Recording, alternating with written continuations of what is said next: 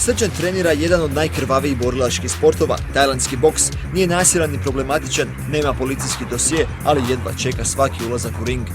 Kakav je osjećaj kad pobjediš? Pa skoro najbolji na svijetu. Hoće li 10 godina svakodnevnog treninga biti dovoljno, vidjet ćemo uskoro. Čeka ga teška borba sa Dušanom Kojićem, banjalučkim borcem iz Republike Srpske. Bio bi lud da kažem da mi je svejedno. Postoji mala doza adrenalina, malo neki blagi pritisak.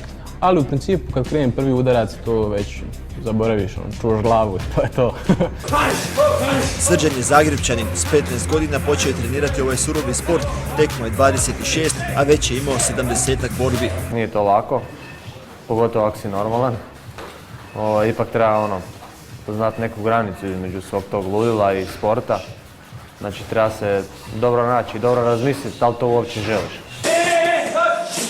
Da bi se bio sportaš, u bilo kojem sportu je postigao neki rezultat, osoba mora biti prirodno agresivna. Znači, s tim da ta agresivnost je usmjerena u pravilnom smjeru.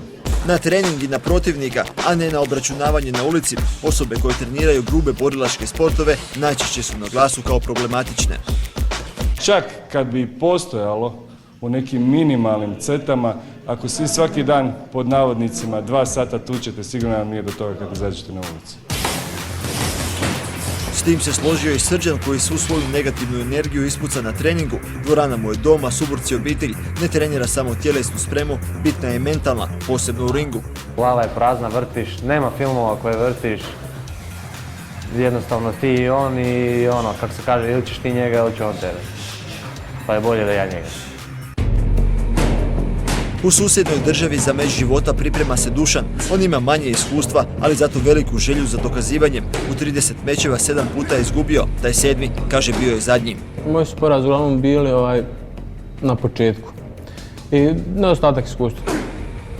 Što dalje treniram, što dalje idem, mnoge stvari su mi jasnije, znači drugačije razmišljam, puno opušteniji sam u borbi. Ja mislim da je to normalno. I auto kad voziš na početku loše ti je, što duže voziš bolji si. A da bi bio bolji svaki dan u dvorani provede nekoliko sati, 5 dana u tjednu. Premečeve pojača na 2 puta na dan, na svakom treningu ispuca 1000 udaraca. Odlika naše škole su niski nožni udarac po butinama, po natkoljenci. To je znači specijalka naše škole, mada radimo sve. Dušan udarcima završava borbe u prvim sekundama meča, ali priznaje, rušili su njega. Nije bio nokaut, znači bio je udarac, spao sam u brojanje, izduvao me dečko. Znači udarac izduvao me i nisam mogao dođem sve do zraka. Tako mislim, to je sve normalno, nekad izduvam ja, nekad neko mene, šta da radim. Ako ja ulazim u ring sa strahom da će on mene da udari po nos, da će naslomi nos, ako ja pazim na to, bolje da ne ulazim u ring. Znači, čim počnem razmišljati tako, ja ću prestati da boksam. Znači, mislim, to je normalna stvar, kao što u fudbalu može da slomi nog, može i ovo, pa šta sad? Brate, zaliječit će se. Srđan je Zagrepčanin i sigurno mu neće biti lako boriti se pred rodbinom, prijateljima i djevojkom, a Dušanu pred nenaklonjenom publikom. Pa naravno uvijek da postoji neki nacionalni naboj, da je uvijek publika nabrijana kad se boriš s drugim borcima i da je publika uz tebe, ali ja sam odrastao u Zagrebu, u nekom normalnom društvu, tako da mene to previše ne zanima i gledam samo, to je sport i tako treba živjeti, to je to. Pa, to je stvarno tako, znači to ne samo sa Hrvatskom, i ovdje čak kod nas u Bosni i Hercegovini, gradu između gradova, postoji takav naboj. Ne znam, ja kad uđem u ring, ja vidim samo njega, znači publiku manje više i ne čujem oko sebe, znači fokusiram se na svog protivnika, probam da dam što više od sebe i to je to.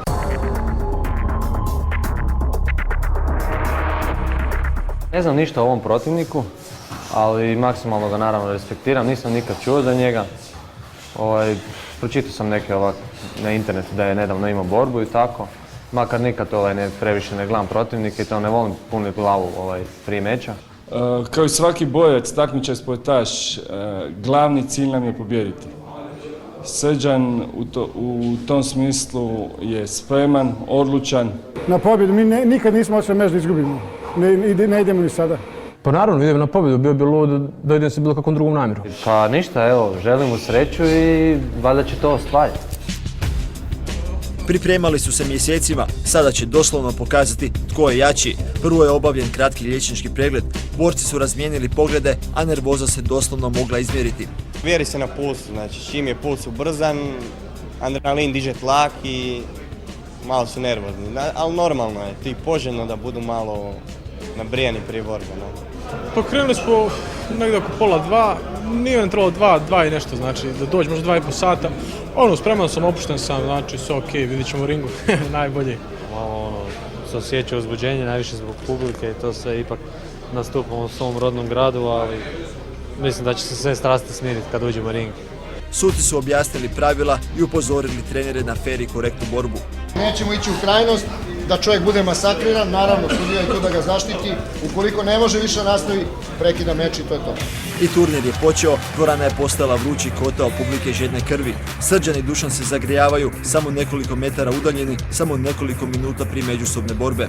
Totalna zagrijenost, on mora odraditi jedno pol meča na fokuserima prije nego što uđe u meč. Kad uđe da bude maksimalno zagrijen, da svaki mišić funkcionira, da je psihički i fizički totalno spreman za meč. Protivnik nam je u vrhunskoj formi kad gledamo zagrijavanje, ali zagrijavanje ništa ne govori. Gledao sam borce koji su strašno radno zagrijavanje, a u ringu loše.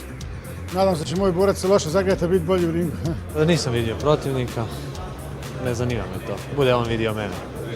Nismo se upoznali, upoznat ćemo se poslije.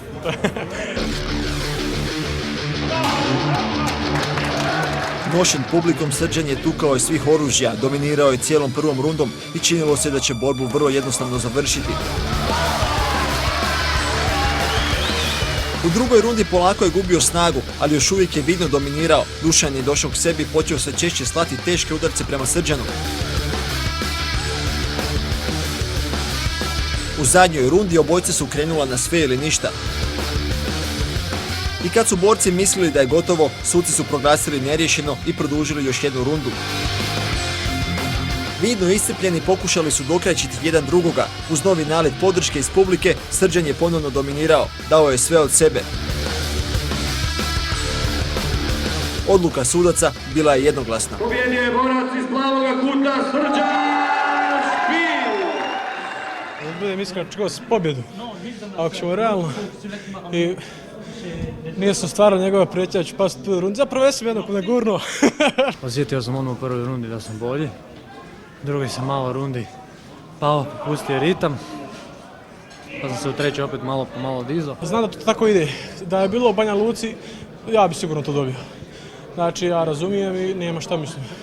Protivnik nije nešto tehnički pod kolan bolji od mene. Malo je možda čvršći bio, ali to sam kompenzirao u borbi sa svojom tehnikom i iskustvom. Vrlo vjerojatno će biti revanša Katanje.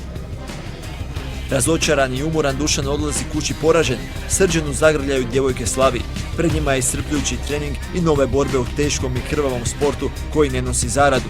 Ali oni su borci u pravom smislu riječi i to im nije bitno. Bitno je ne odustati.